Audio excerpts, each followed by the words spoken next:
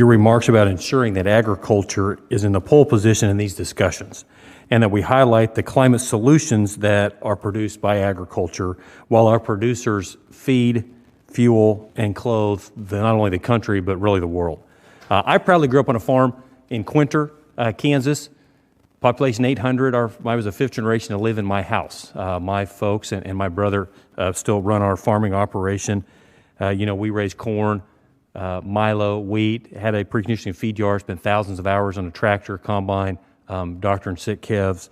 Really a privilege to get to grow up there. And I think it's important in these discussions that we all remember that agriculture also is the lifeblood to keeping a lot of our basic values alive that we hold dear in this country. Those values being, faith, family, looking out for our neighbors, working hard. The values that are central to us as Americans are supported by agriculture, which makes these discussions all the more important.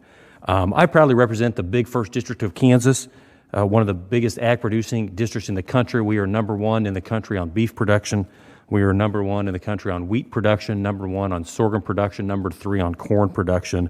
We also have biofuels, food processors, dairies. That's a privilege and honor to get to represent these groups. My question also is for Mr. Duvall. So I don't know if you remember this, Mr. Duvall. I was our Lieutenant Governor of Kansas, and you and I were in Southwest Kansas in Garden City and checked out some water technology farms and spent the day together. Really enjoyed that day. It would have been almost 2.5, 3 years ago.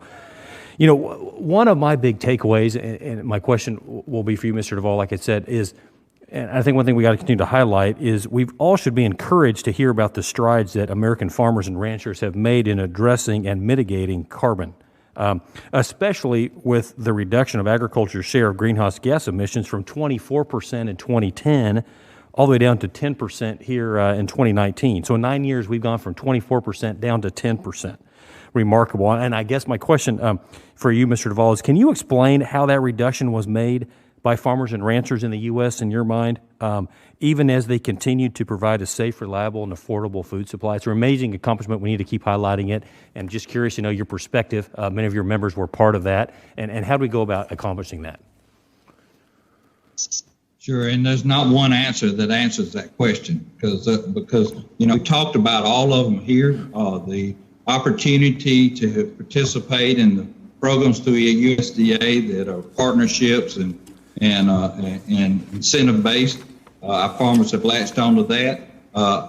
Technology that has come from the research from whether it be the plant and how we can not have to disturb the soil to get rid of weeds, but we can control them with other products, and we can do it with GPS and precision plant farming.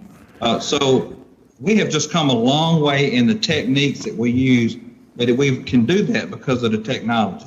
And we could go so much further if we go back and talk about streamlining the approval of these new technologies coming, increase the research, and we can even do more to not just lower our emissions, but to help take care of some of the problems of the emissions from other areas of other industries. So there's not one answer that answers that question. Our farmers are resilient, and they are technical savvy, and they will take advantage of every opportunity. And we got to have broadband to make sure that we can take care, utilize the new technologies that's coming in the future, because precision agriculture is here. And our farmers aren't wearing overalls anymore. That's right. They're carrying computers and iPads around with them to get the job done, and broadband is important to that. In your part of the state and that travel, that visit was wonderful. I absolutely fell in love with that part of our country.